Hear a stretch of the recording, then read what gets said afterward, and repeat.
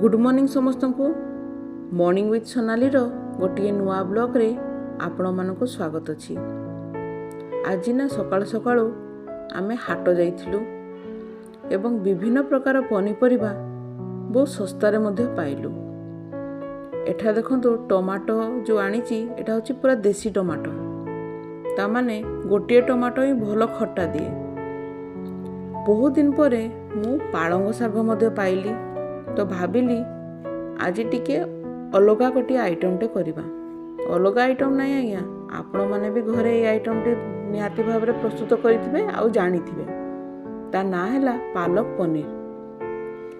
तो बहुत दिन पर जेहेतु पालक पनीर करूची, तेणु भाविले आपण मानक सहित रेसिपीटा मध्ये शेयर करदबा। एठारे मु केवल पत्र गुडी को नहींची, तो आपण चाहिले पूरा भी नहीं पारिबे किंबा केवल तार पत्र को नहीं पारिबे। तो प्रथमे गोटे पात्र रे किसी पानी को गरम कर दउची एवं गरम कला परे सेथरे ए पत्र गुडी को अति कम रे 10 मिनिट पई फुटई देबी। आपण जानि चंती पालक जो साग अछि, पालक साग एथरे ना प्रचुर मात्रा रे न्यूट्रिशनल वैल्यू थाए, तेणु प्राय तो लोक माने एको खाइबा पई बहुत मात्रा रे पसंद करंती। तो 10 मिनिट हो गला। बर्तमान आम शाग गुड़ी को सीझी भी जाइए।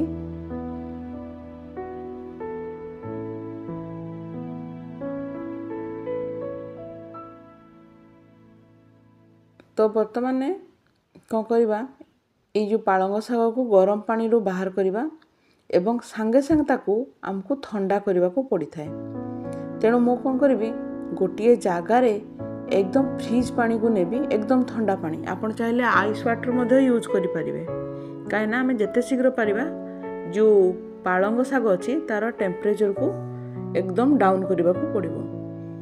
तो एठारे मु पालंग शाग को दे दे भलो भाबरे धोई देली। धोई देबा साथ साथ यार टेम्परेचर मध्ये कमी गला। वर्तमान ई पालंग को मु भलो भाबरे गोटे स्मूथ ग्राइंडिंग टे करि देबी।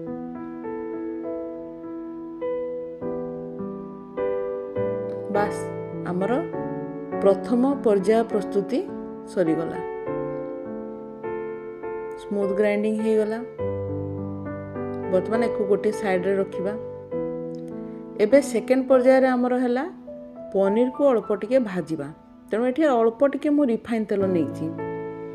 तो पनीर को न भाजी के मध्य आपण डायरेक्ट पालक पनीर रे यूज करि परिबे, किंतु मते टिके पनीर को अल्प टिके भाजी की देबा पई भलो लागे। तेणु मु ताको अल्प टिके भाजी देबी। एकदम कड़ा आमे ताको फ्राई करिबा नाही, एकदम हल्का हल्का चले सीम रे जस्ट टिके गोल्डन हेबा पर्यंत भाजीबा।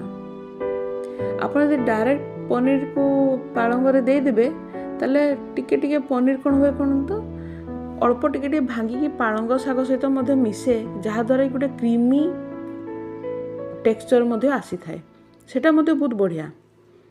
तो वर्तमान आमर पनीर तो भजा हो गला एवं सेई तेल रे मु गोटे चामच बटर नहीं गली। आपण चाहे पूरा बटर मध्य नहीं पारिबे, रिफाइन तेल न नहीं, किंबा आपण केवल रिफाइन तेल रे मध्य करि पारिबे।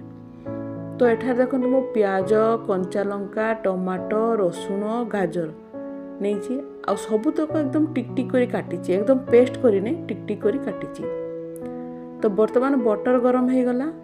सेथरे मु प्रथमे रसुण को दे देबी, तापरे कंचा लंका दे देबी एवं ताको टिके भलो भाबरे भाजी देबी। तो बटर मो एठिरे काहे कि नेली जानिछन ना, बटर जब आप रसुण और कंचा लंका देबे तार गोटे अलग स्मेल बाहर, बहुत सुंदर स्मेल बाहर। वर्तमान भजा हो गला। भजा हला परे सेथरे मु जो अदा कोरा को दे देली।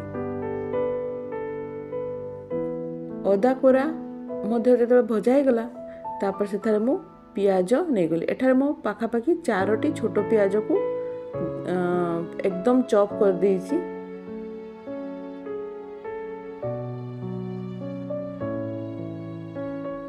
वर्तमान टिके प्याज को भलो भाबरे हमें भाजी दबा, जेते पर्यंत प्याज गुड़ी को एकदम नरम न हो जाइए ଏବଂ ଟିକେ ନରମ ହେଇଗଲା ପରେ ସେଥିରେ ଆମେ ଟମାଟୋ ଦେଇଦେବା। ତ ମୁଁ ଏଠି ଦେଶୀ ଟମାଟୋ ଆଣିଥିଲି, ତେଣୁ ଗୋଟିଏ ଟମାଟୋ ଦେଇଛି। ଆଉ ଯଦି ଆପଣ ଏମିତି ଟମାଟୋ ଆଣିବେ ତାହେଲେ 2ଟାରୁ 3ଟା ଟମାଟୋ ମଧ୍ୟ ଦେଇପାରିବେ। ତ ଏଠାରେ ମୁଁ ହଳଦୀ, ଲୁଣ ଆଉ କାଶ୍ମୀରୀ ଲଙ୍କାଗୁଣ୍ଡ ଦେଇ ପୁଣି ଥରେ ଭଲ ଭାବେ ତାକୁ ଭାଜିଦେବି, ଯେତେ ପର୍ଯ୍ୟନ୍ତ ମସଲା ଗୁଡ଼ିକ ଭଲ ଭାବରେ ଭଜା ନ ହେଇଯାଇଛି। ଏବଂ ଭଜା ହେଇଗଲା ପରେ ଏଠି ମୁଁ କ'ଣ କରିବି, ଯେଉଁ ପାଳଙ୍ଗ ଶାଗକୁ ଯେଉଁ ଗ୍ରାଇଣ୍ଡିଙ୍ଗ କରି ରଖିଥିଲି ତାକୁ ଦେଇଦେଲି ଏବଂ ଅଳ୍ପ ଟିକେ ପାଣି ମଧ୍ୟ ସେଥିରେ କରିକି ଆଡ଼୍ କରିଦେଲି। ବର୍ତ୍ତମାନ ହେଉଛି ଏକୁ ଆମକୁ ଭଲ ଭାବରେ କଷିବାକୁ ପଡ଼ିବ। ବହୁତ ଜଣ ବେଶୀ କଷନ୍ତି ନାହିଁ, କିନ୍ତୁ ଆପଣ ଯେତେ ଶାଗକୁ ଏଇ ପିଆଜ ସହିତ କଷିବେ ତାର ସେତିକି ଟେଷ୍ଟ ବଢ଼ିଥାଏ। ତେଣୁ ଆପଣ ଏଠି ଭଲ ଭାବରେ କମ୍ ସେ କମ୍ 15 ମିନିଟ୍ ତ କଷନ୍ତୁ ଆପଣ। ଏବଂ କଷିଲା ପରେ ଅଳ୍ପ ଟିକେ ଲୁଣ ଦେଇଦେଲି। ଆଗରୁ ମଧ୍ୟ ଆମ ମସଲାରେ ଲୁଣ ଥିଲା, ତେଣୁ ଲୁଣର କ୍ୱାଣ୍ଟିଟି ମୁଁ ଦେଖିକି ଦେଲି।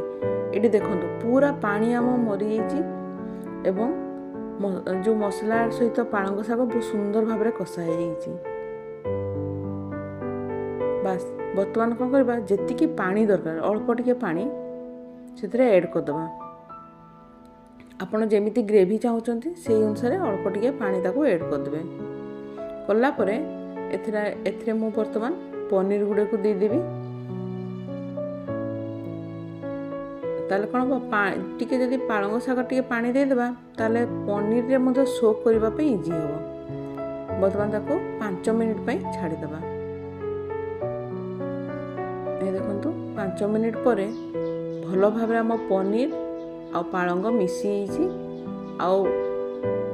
ମିଶିଯାଇଛି ମାନେ ପନିର ଭିତରେ ପାଳଙ୍ଗର ଯେଉଁ ଟେଷ୍ଟ ସେଟା ମଧ୍ୟ ଆସିଯାଇଛି। ବର୍ତ୍ତମାନ ଓହ୍ଲେଇବା ଆଗରୁ ଅଳ୍ପ ଟିକେ ମୁଁ କ୍ରିମ୍ ଦେଇଦେଲି। ଆପଣ କ୍ରିମ୍ ନ ଦେଇକିନା ଯଦି ଘରେ ସର ଅଛି ସରକୁ ବି ଦେଇପାରିବେ, କିମ୍ବା ନଦେଲେ ବି ଚଳିବ। ଘରେ ତ ଖାଉଛନ୍ତି, କ୍ରିମ୍ ଏଇସବୁ ନଦେଲେ ମଧ୍ୟ ଚଳିବ, କିନ୍ତୁ କ୍ରିମ୍ ଦେଲେ ତାର ଗୋଟେ ସୁନ୍ଦର କ୍ରିମି ଟେକ୍ସଚରଟେ ବାହାରିଥାଏ। ଯେହେତୁ ମୁଁ ପନିରକୁ ଏଠାରେ ଭାଜି ଦେଇଛି, ତେଣୁ ଏଠାରେ ମୁଁ ଅଳ୍ପ ଟିକେ କ୍ରିମ୍ ମଧ୍ୟ ଆଡ଼୍ କରିଦେଲି। ତ ଇଏ ପ୍ରସ୍ତୁତ ହେଇଗଲା ଆମ ପାଳଙ୍ଗ